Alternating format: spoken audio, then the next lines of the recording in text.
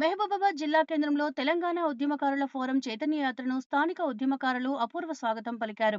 ఉద్యమకారుల హామీలు అమలు చేయాలని రాష్ట్ర కాంగ్రెస్ ప్రభుత్వం వెంటనే చర్యలు తీసుకోవాలని ఫోరం రాష్ట్ర అధ్యక్షులు చీమ శ్రీనివాస్ డిమాండ్ చేశారు. మహబూబాబాద్ పట్టణ కేంద్రంలోని కోర్టు సెంటర్లో అంబేద్కర్ విగ్రహానికి, అమరవీరుల స్తూపానికి పూలమాలలతో నివాళులు అర్పించి తెలంగాణ కోసం ప్రాణాలను అర్పించిన అమరవీరులను స్మరించుకుంటూ పితృతర్పణాలు నిర్వహించారు.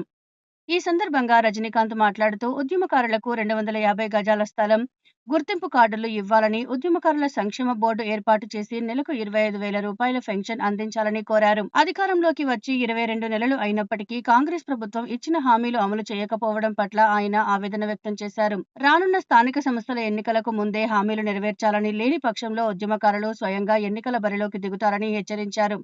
ఈ చైతన్య యాత్రలో జిల్లా నేతలు వీరస్వామి, వెంకన్న, పద్మయ్య తదితరులు పాల్గొన్నారు. ఉద్యమకారులకు ఇచ్చినటువంటి హామీలు నెరవేర్చాలని 584 మండలాలలో ఉద్యమకారులకు ఇచ్చినటువంటి హామీలు నెరవేర్చాలని ఈరోజు మహబూబాద్ పట్టణానికి, మహబూబాద్ జిల్లా కేంద్రానికి అమరవీరుల స్తూపం వద్దకు రావడం జరిగింది.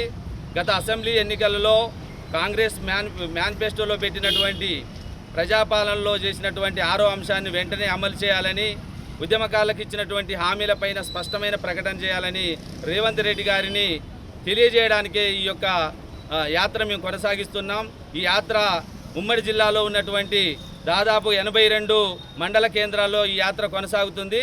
అందునిమిత్తం ఈరోజు మహబూబాద్ పట్టణానికి రావడం జరిగింది.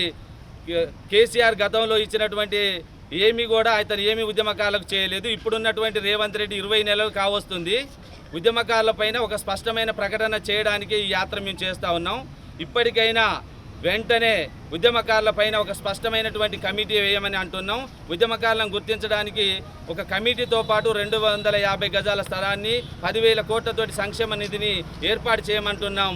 ఉచిత రైల్వే, బస్సు సౌకర్యాలతో పాటుగా 25,000 నెలకు ఎక్కడైతే జార్ఖండ్ తరహాలో ఉద్యమకారులను గుర్తించడానికి ప్రత్యేకంగా 25,000 పెన్షన్ సౌకర్యం ఎట్లా ఇస్తున్నారో అలానే ఇక్కడ ఇవ్వాలని ఈరోజు మహబూబాద్ పట్టణానికి రావడం జరిగింది. ఈరోజు పితృ అమావాస్య సందర్భంగా ఉద్యమకారుల నేతృత్వంలో మహబూబాద్ పట్టణంలో బియ్యం ఇచ్చే, మన సాంప్రదాయం ప్రకారంగా అమరవీరులకు బియ్యం ఇచ్చే కార్యక్రమాన్ని కూడా ప్రారంభిస్తున్నాం.